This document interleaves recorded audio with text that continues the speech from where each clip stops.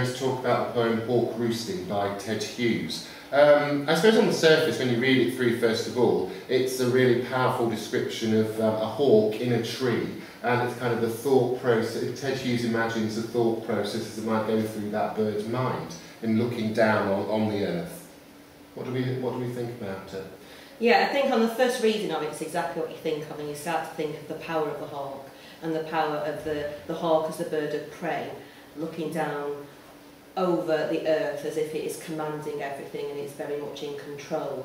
But I think on the second reading perhaps we see something more meaningful. It's not just about the hawk, it becomes perhaps a metaphor for mankind or something else. Mm-hmm. Yeah, I think Hughes himself said that it was intended to represent nature, just simple nature, and the fact that everything in nature is perfect and everything's been adapted to suit the hawk's needs and the hawk's requirements, and the hawk's looking down and seeing that everything is suited to what he requires. Mm-hmm. It says in stanza 3, doesn't it? It took the whole of creation to produce my foot, my each feather. So it's like the hawk imagines that he is the top of the food chain. He's kind of a specialist, almost occupying a niche really, and then he is perfection. And I think what's interesting there is that you have the colon that explains, I hold creation in my foot. Yeah. And I think that line is very much sums up the spirit of the hawk and what Hughes is trying to say about the power that he feels that he has. There's this arrogance that comes through,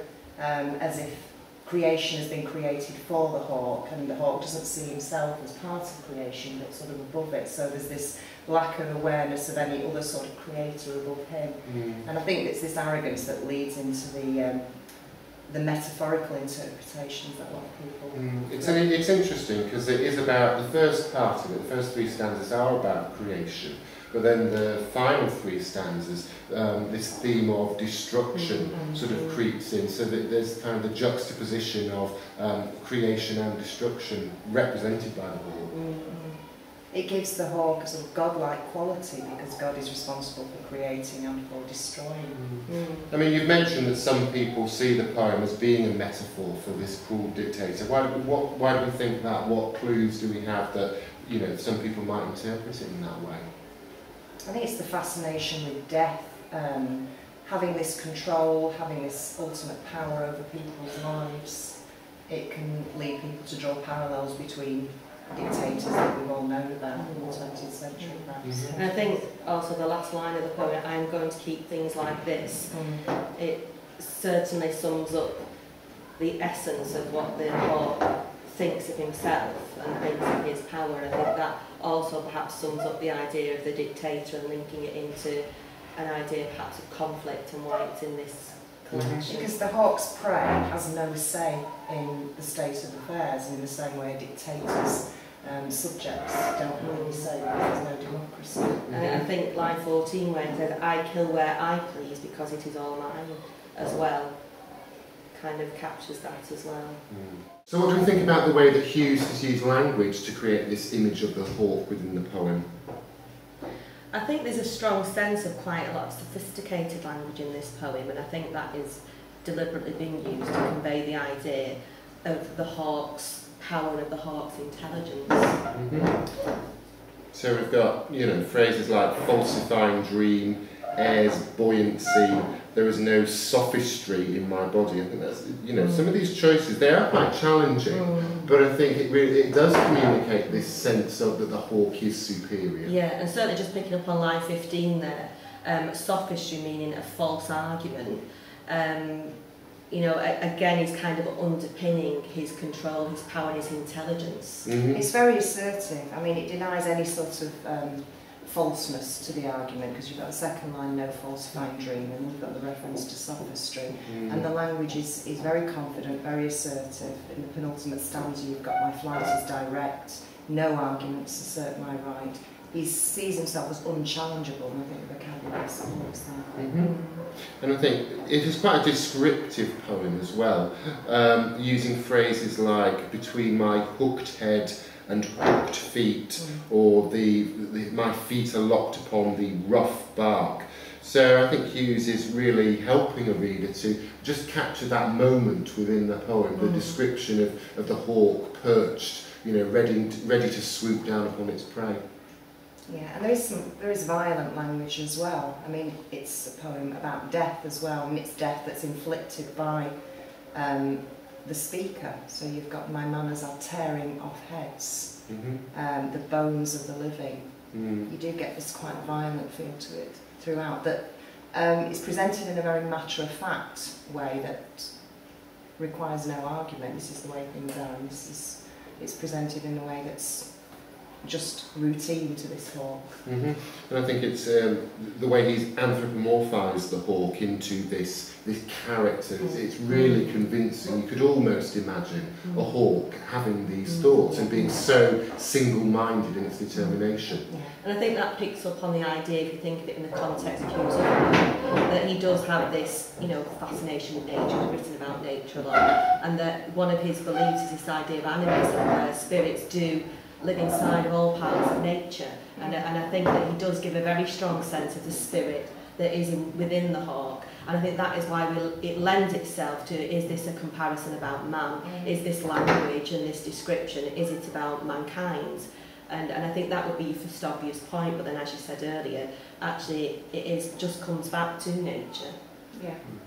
I think the structure is perhaps one of the first points of the poem that becomes most accessible, because there's nothing that's really unusual about it. It's very uniform, it's very much controlled, and I think the overall structure of the poem is there to support the theme and the ideas of what he's trying to say about the hawk.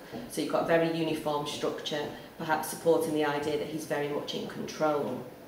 And I think what is also interesting is that the end-stop lines in the poem support the idea again that he's speaking in statements, and that he is the person that is knowledgeable, and he is the person that is very much in control. If we look at the first stanza, it's got a rhyming couplet: between my hooked head and hooked feet, or in sleep rehearse perfect kills and eat. So there's a real neatness to those two lines and the way they work together. And it encapsulates this idea of the perfection of the hawk. And I think it's drawing attention to the fact that everyone else is at the hawk's feet as well, isn't it? And that obviously his ultimate illustration of that is the fact that he eats all of his prey.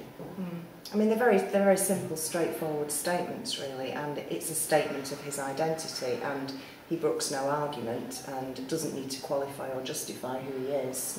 So I think the short statements with the end-stopped lines supports that.